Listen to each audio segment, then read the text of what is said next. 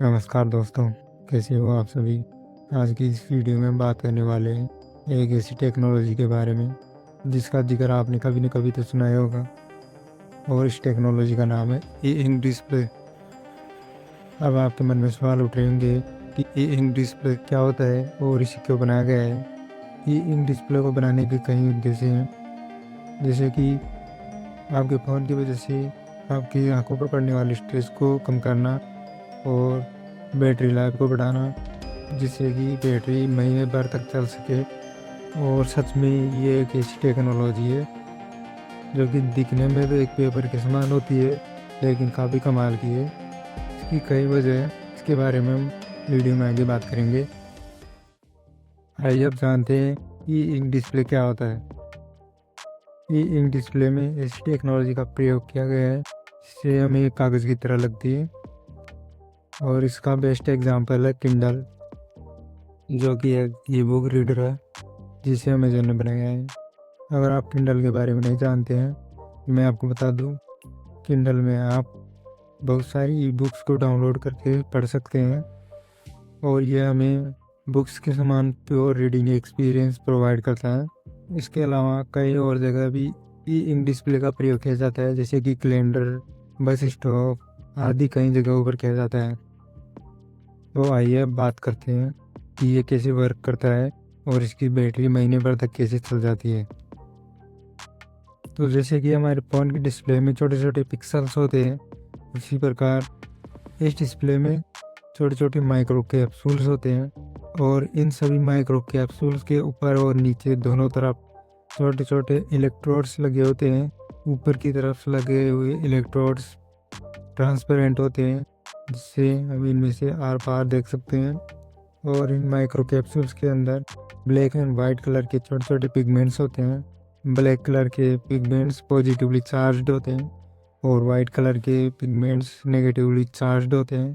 जब micro capsules के ऊपर मौजूद इन इलेक्ट्रोड्स में पावर सप्लाई दी जाती है तो ऑपोजिट चार्ज पिगमेंट्स को अट्रैक्ट किया जाता है और सेम चार्ज पिगमेंट्स को रिपेल कर दिया जाता है, जिससे हमें कलर प्रदर्शित होते हैं। यानी अगर ऊपर वाले इलेक्ट्रोड्स को नेगेटिवली चार्ज किया जाता है तो ब्लैक कलर के पिगमेंट्स ऊपर की तरफ चले जाएंगे और वाइट कलर के पिगमेंट्स को नीचे की तरफ रिपेल कर दिया जाता है, जिससे हमें ऊपर ब्लैक कलर देखने को मिलता है और उसी प्रकार वाइट कलर देखने को मिलता है, जिससे हमें डिस्प्ले पर एक संपूर्ण आकृति देखने को मिलती है।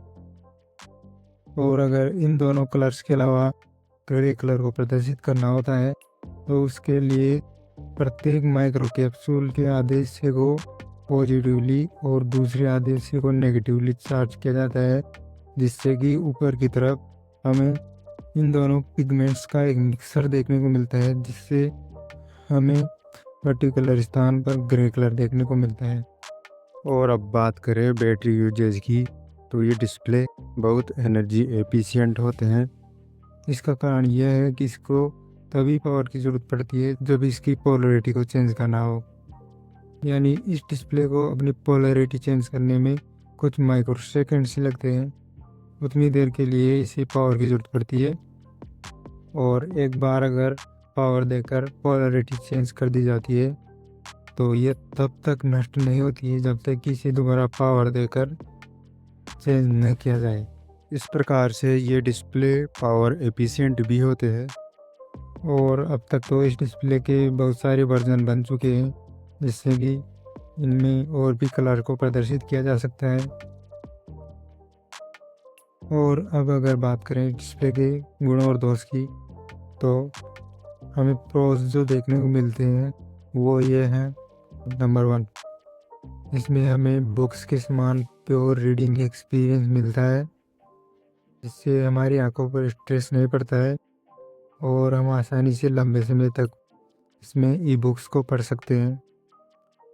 नंबर 2, इन डिस्प्लेस का पावर कंजप्शन बहुत कम होता है, जिससे हमें लॉन्ग लास्टिंग बैटरी देखने को मिलती है। और अगर बात करें इस डिस्प्ले के दोषों की, सबसे पहला है कि इनमें बैकलाइट्स नहीं होती है, इस वजह से हम रात में रीडिंग नहीं कर सकते हैं। पर इसके लिए डिस्प्ले के साइड्स में एलईडीज लगा दी जाती है, जिससे कि हम रात में इनसे पढ़ सकते हैं। दोस्तों, और आगे भी इस प्रकार की नॉलेज के लिए इस चैनल को सब्सक्राइब ज़रूर करें, और वीडियो अगर इंफॉर्मेटिव लगा हो तो इस वीडियो को लाइक ज़रूर करें। धन्यवाद दोस्तों।